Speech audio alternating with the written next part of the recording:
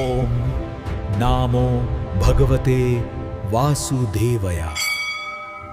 ఎందుకు గణపతిని ప్రథమ పూజ్య దేవుడుగా పూజిస్తారు? దీని వెనకాల ఒక చిన్న అద్భుతమైన కథ ఉంది.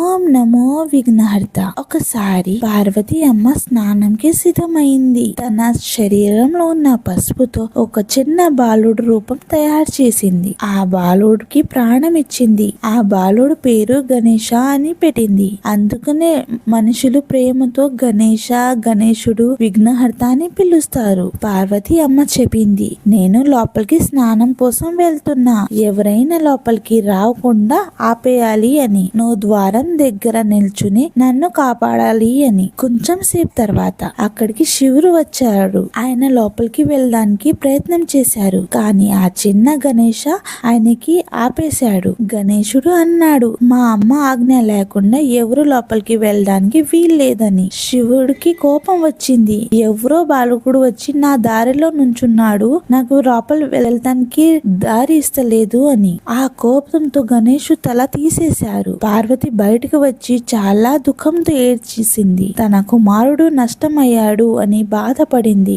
ఆమె కోపంతో ప్రపంచం మొత్తం నాశనం అయింది. అలా శక్తి చూపించింది అమ్మ. అప్పుడు శివుడు శాంతిగా అన్నారు, పార్వతి, నేను తప్పు చేశాను, ఇప్పుడు తన జీవితం నేను తిరిగి ఇస్తాను అని. శివుడు వాళ్ళ సేవకులు ఆజ్ఞ ఇచ్చారు, ఈ దిశలో మొదటి కనిపించిన జీవి తల తీసుకురామని. వాళ్ళు ఒక ఏనుగు తల తీసుకొచ్చారు. శివు ఆ తలని గణేష్ శరీరం మీద పెట్టి మళ్ళీ ప్రాణం ఇచ్చారు. అలా గణేష్ కి ఏనుగు తల వచ్చింది. పార్వతి అమ్మ సంతోషం పడింది. అప్పుడు శివుడు వరం ఇచ్చారు, ఈ ప్రపంచంలో ఏ పూజ అయినా ముందుగా నిన్ను ఆరాధిస్తారు అని. నువ్వు ప్రథమ పూజ అని వరం ఇచ్చారు. అప్పటి నుంచి గణేశాన్ని ముందు పూజ చేస్తారు. ఆయన విఘ్నహర్త అని అంటారు. ఇంకా ఇలా చాలా పేర్లు ఉన్నాయి. కొంతమంది విఘ్నేశ్వర అని కూడా పిలుస్తారు. అందరూ నమ్ముతారు, ముందుగా గణేష్ ని పూజ చేస్తే కష్టాలు దూరం చేస్తారు అని. ఓం నమో శ్రీ విఘ్నహర్త.